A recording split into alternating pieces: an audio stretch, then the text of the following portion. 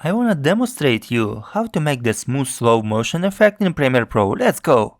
First of all, you move your video frame to the point where you wanna that your slow motion effect will start.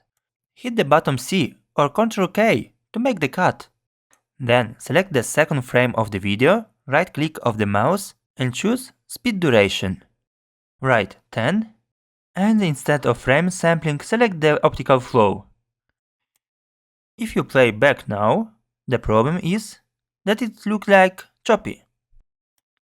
To solve this issue, go to the beginning of your frame, hit I, then go to the end of the frame and press O.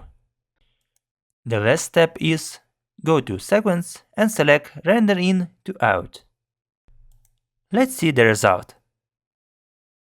Guys, help to grow this channel. Put your like and subscribe.